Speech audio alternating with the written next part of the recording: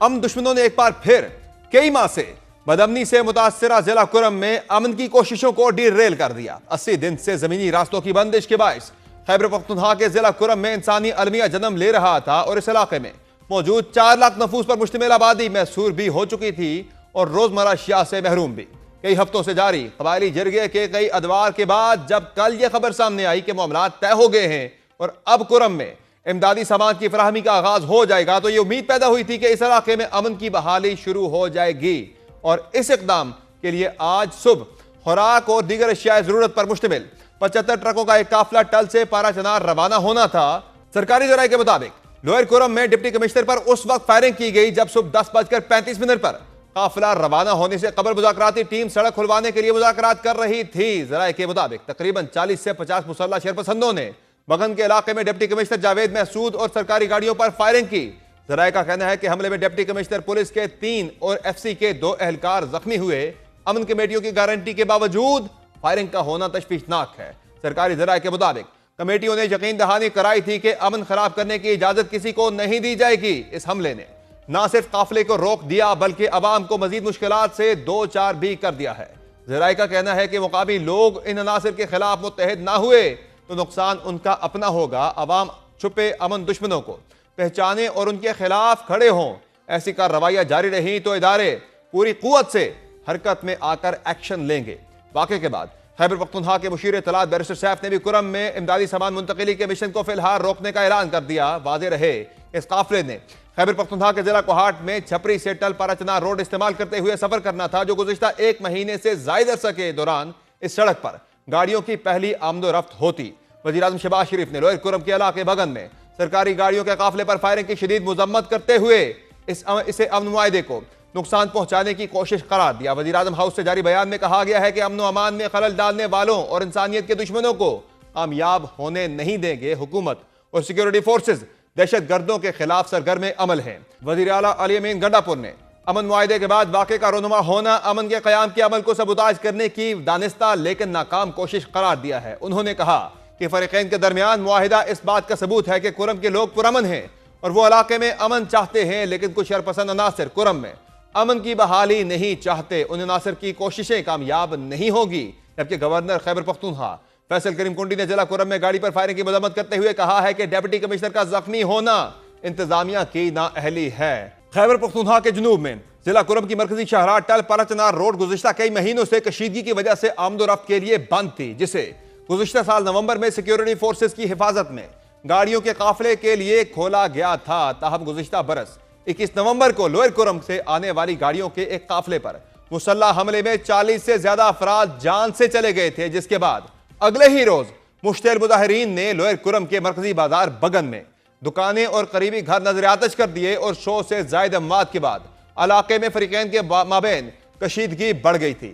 حالات خراب ہونے کے باعث ضلع انتظامیہ نے ٹل پاراچنار روڈ کو ایک مرتبہ پھر بند کر دیا، جس کے باعث ضلع کے دور دراز علاقوں میں ادویات، کھانے پینے اور دیگر اشیاء ضرورت کی قلت پیدا ہو گئی تھی۔ اس تنازع پر خیبر پختونخوا حکومت نے صوبائی ترجمان بیرسٹر سیف کی سربراہی میں ایک جرگہ تشکیل دیا تھا۔ اسی جرگے کی کوشش سے 1 جنوری 2025 کو فریقین کے درمیان امن معاہدے پر دستخط کیے گئے۔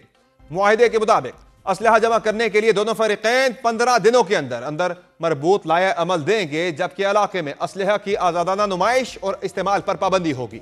معاہدے میں یہ بھی طے ہوا تھا کہ اسلحہ خریدنے کی غرض سے کسی کو چندہ جمع کرنے کی اجازت نہیں ہوگی، جبکہ فریقین کی جانب سے کسی بھی قسم کے بنکرز کی تعمیر پر پابندی ہوگی۔ معاہدے کے تحت علاقے میں پہلے سے موجود بنکرز 1 مہینے کے عرصے میں ختم کیے جائیں گے اور بنکرز کی مسماری کے بعد لشکر کشی کرنے والے فریقین کو دہشت گرد سمجھ کر ان کے خلاف سخت کارروائی کی جائے گی۔ ضلع کرم میں 2007 سے 2011 کے درمیان ہونے والے فسادات کے دوران مری میں فریقین کے مابین ایک معاہدہ ہوا تھا، جسے مری معاہدہ کہا جاتا ہے۔ حالیہ گرینڈ جرگے کے مطابق معاہدے میں ایک نقطہ یہ بھی شامل کیا گیا تھا کہ مری معاہدہ اپنی جگہ قائم رہے گا۔ تاہم آج کے اس واقعے کے بعد وفاقی اور صوبائی حکومتوں دونوں کے لیے ایک بار پھر یہ چیلنج کھڑا ہو گیا ہے کہ وہ اس شورش زدہ علاقے میں کیسے ریاستی ریٹ قائم کرتے ہیں اور امن کی بحالی کو ممکن بناتے ہیں۔ اس متعلق مزید بات کریں گے۔ ہمیں جوائن کیا ہے خیبر پختونخوا حکومت کے ترجمان بیرسٹر سیف نے۔ بہت شکریہ بیرسٹر سیف صاحب، آپ نے جوائن کیا پروگرام میں۔ یہ بتائے گا کہ یہ واقعہ کیسے رونما ہوا جو فائرنگ ہوئی آج قافلے کے اوپر ڈپٹی کمشنر کے، اور یہ کس قبیلے کے لوگ تھے جنہوں نے یہ سارا واقعہ کیا، اور یہ کیسے ہوا یہ واقعہ؟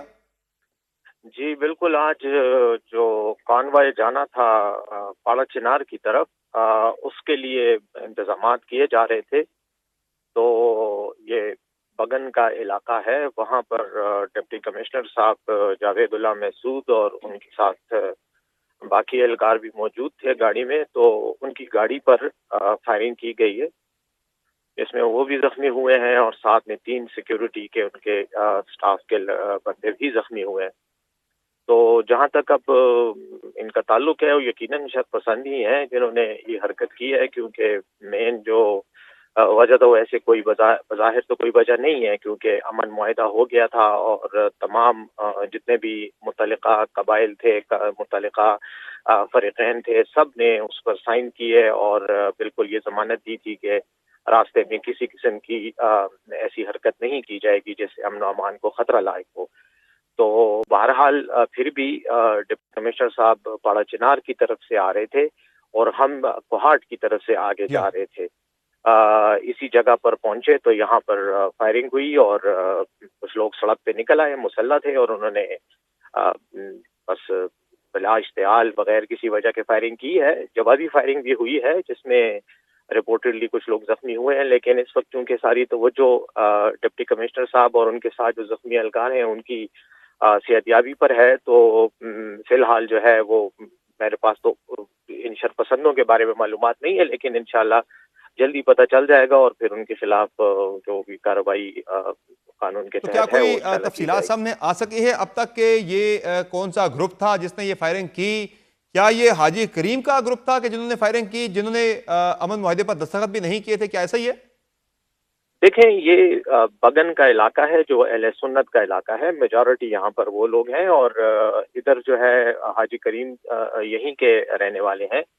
معاہدے پر دستخط نہ کرنا تو خیر میرے خیال میں کوئی ایسی کوئی بڑی وجہ نہیں ہے۔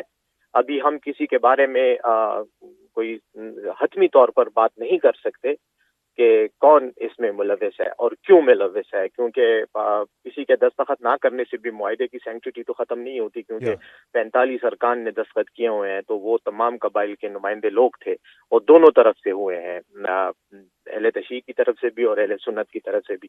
تو پھر اگر کسی شخص کے دستخط نہیں ہے اور ناراضگی میں یقیناً اس حد تک تو کسی کو بھی جانے کی اجازت نہیں ہے۔ بہرحال ہم اس وقت کسی پر الزام لگانے کی بجائے سمجھتے ہیں کہ جس نے بھی کیا ہے اس نے اس معاہدے کو سبوتاژ کرنے کی اور معاملے کو اور امن کو کی حالت جو ہے اس کو خراب کرنے کی کوشش کی ہے، تو یقیناً اس کے خلاف سنجیدہ طریقے سے بھرپور کارروائی کی جائے گی، اور وہ پروسیس سٹارٹ ہو چکا ہے۔